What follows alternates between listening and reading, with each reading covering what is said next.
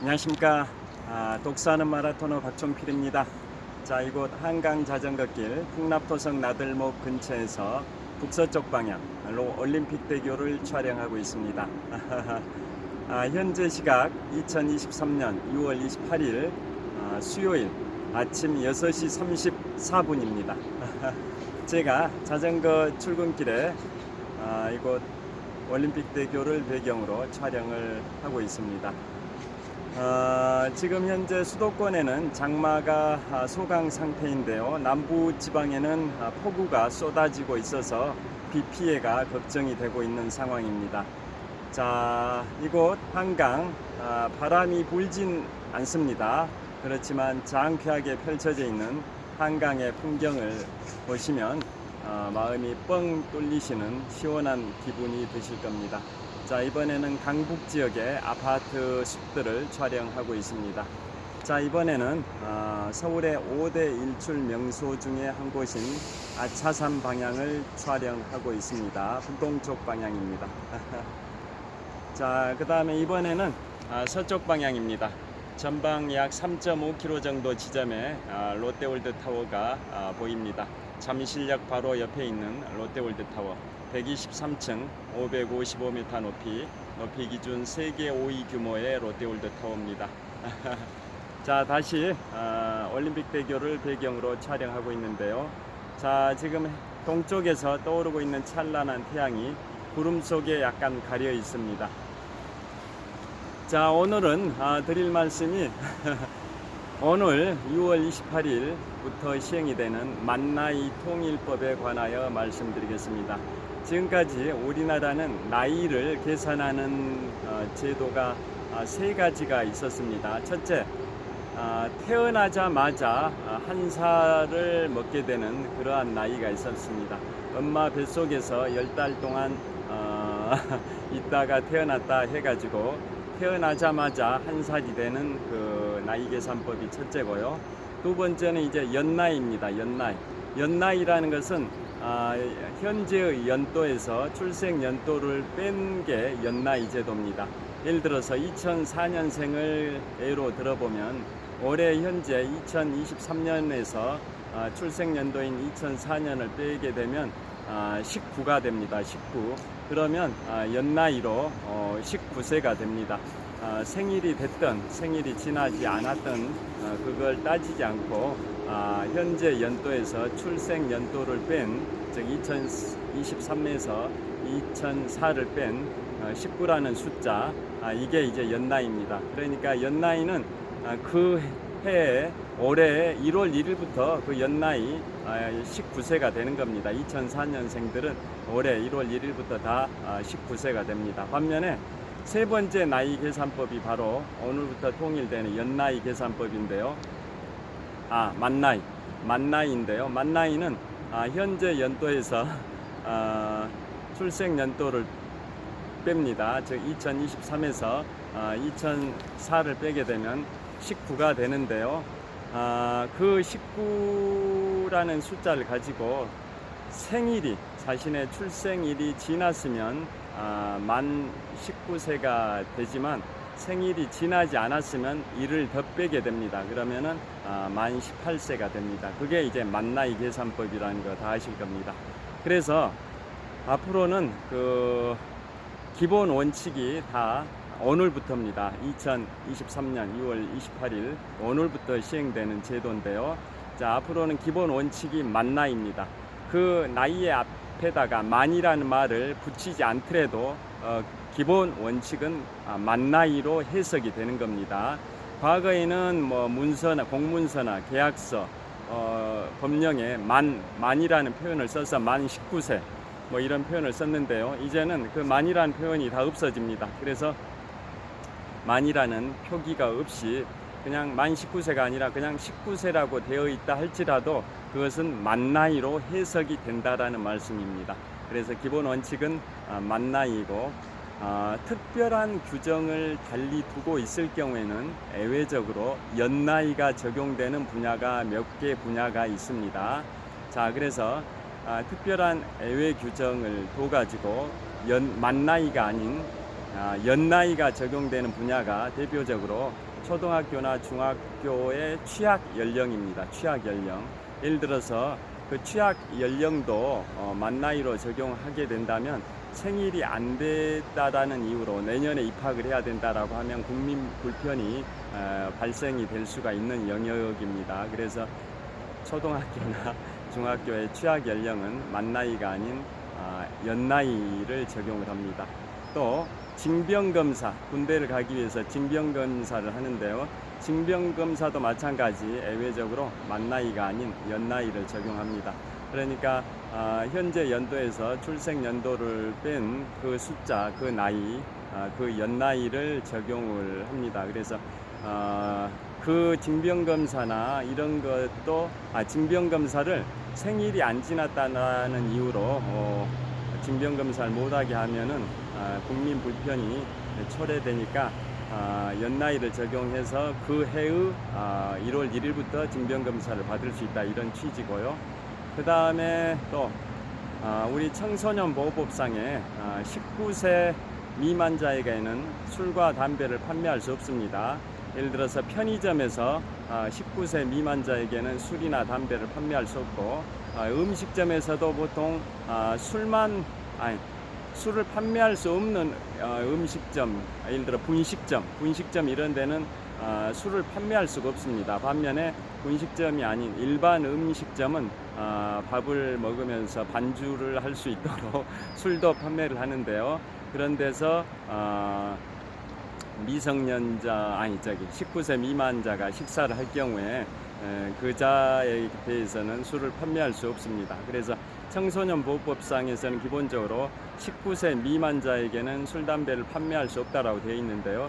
그 경우에는 이제 만 나이가 적용되지 않고 연 나이를 적용합니다. 예를 들어서 친구랑 둘이 대학교 1학년생인 친구 둘이가 같이 음식점에 가서 식사를 하는데, 그 중에 한 사람은 만 나이가 19세가 됐는데 또 한 사람은 만 나이 19세가 아니라 만 나이는 18세일 경우에 같이 음식을 먹으면서 술을 시키는데 만 나이 19세가 된 사람은 술을 주문해서 먹을 수 있고, 만 나이 19세가 아닌 만 18세인 자는 술을 먹을 수 없다면 굉장히 불편하지 않습니까? 그래서 그런 경우에는 생일이 안 지나도 술을 먹을 수 있는 연나이 제도를 예외적으로 적용한다라는 겁니다. 그래서 요지는 청소년보호법상 청소년보호법상 19세 미만자한테는 술, 담배를 판매할 수 없는데, 그 경우에는 만 나이가 아니라 연나이라는 예외 적용을 하다 보니까 생일이 안 지났어도 19세가 되는 그러한 연나이로 19세가 된 자, 즉 1월 1일부터는 연나이로 19세가 된 자이기 때문에 2004년생들, 그러니까 예를 들어서 올해가 2023년인데요. 2004년도에 출생했던 사람들은 올해 연나이로 무조건 19세입니다. 그래서 술, 담배를 이제 구입을 할 수가 있다, 이런 취지입니다. 만약에 연나이가 아니라 만나이라는 원칙만 내세워 가지고 그렇게 연나이가 아닌 만나이를 적용하면 생일이 지났으면 술, 담배를 구입할 수 있고, 생일이 안 지났으면 구입할 수 없고, 그렇게 불편한 점이 있어서 그 청소년보호법상 19세 미만자 술, 담배 판매 금지는 만 나이가 아닌 연 나이를 적용한다, 그런 취지입니다. 그래서 2004년생들의 경우에는 올해 1월 1일부터 술, 담배를 구입할 수 있다.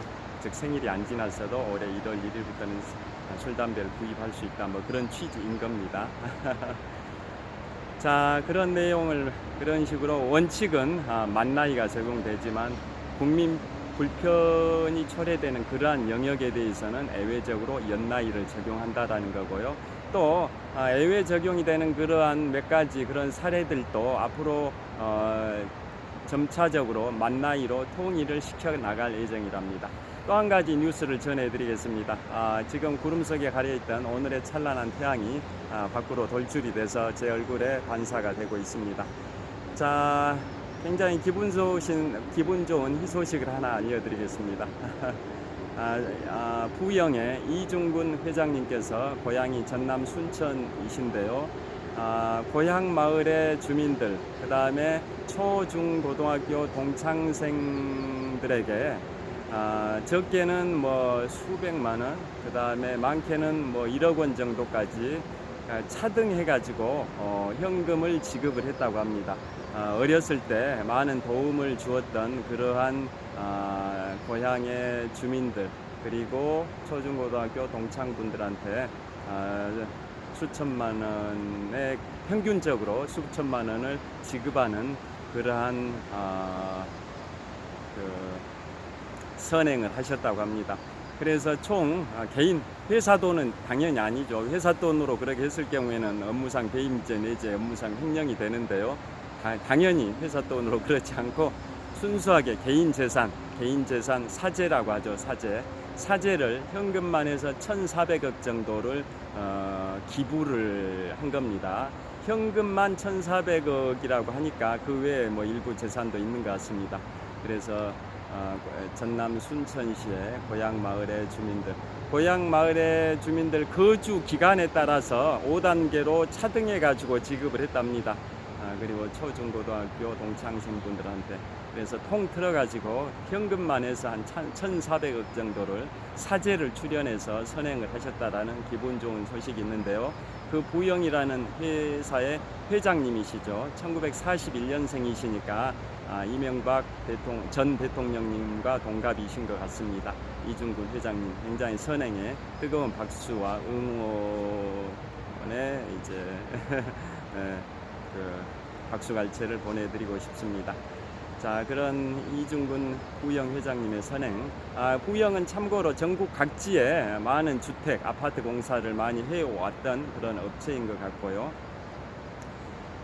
제 고향의 대표적인 명문고등학교 목포고등학교를 보니까 목포고등학교 안에도 무슨 체육관인가 도서관인가 있는데요.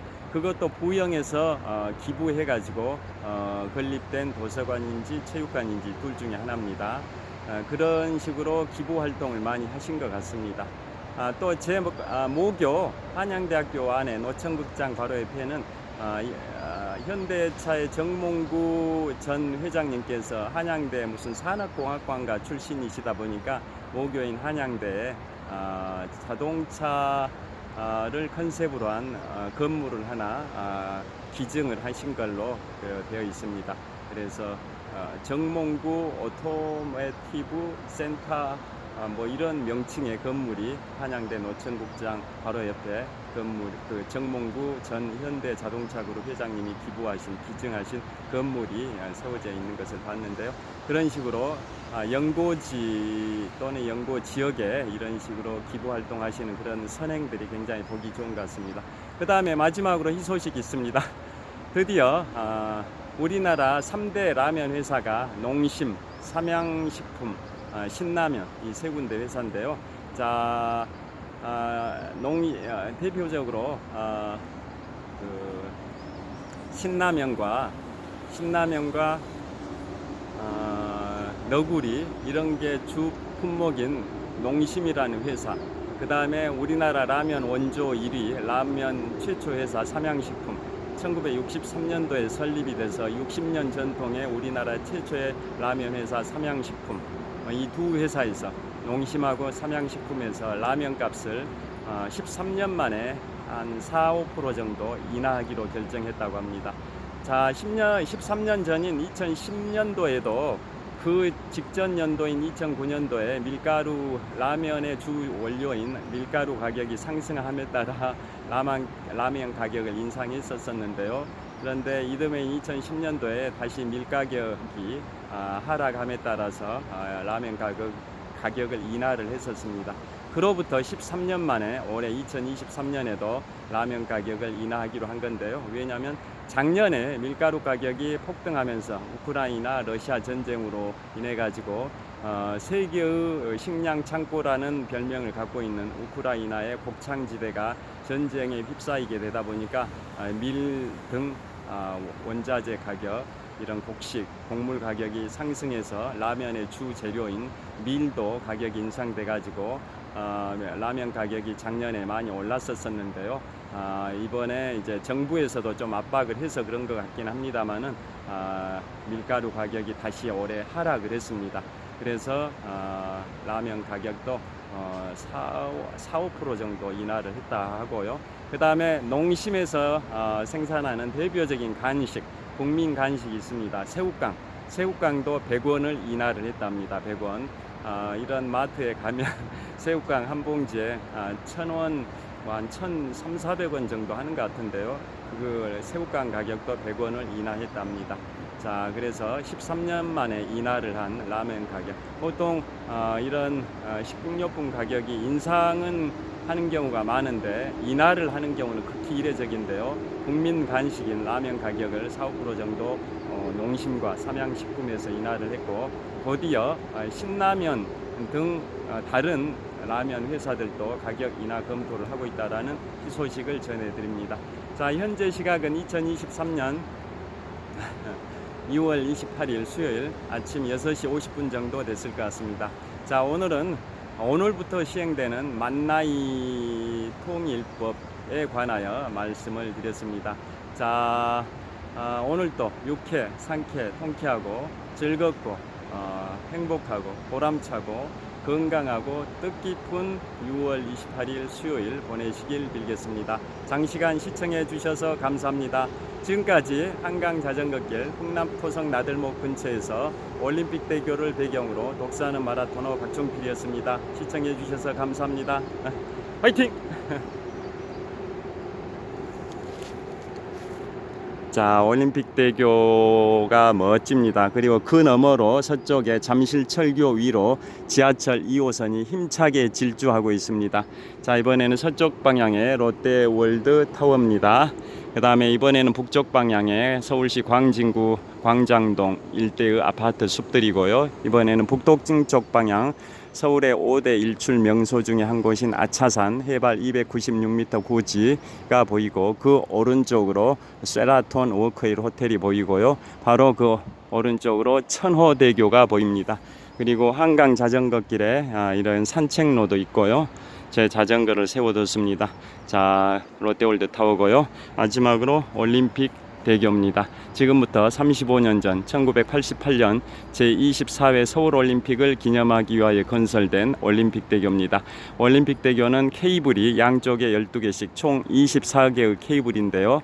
제24회 서울올림픽을 상징하기 위한 상징성으로 케이블 개수가 24개입니다. 좋은 하루 되세요. 감사합니다.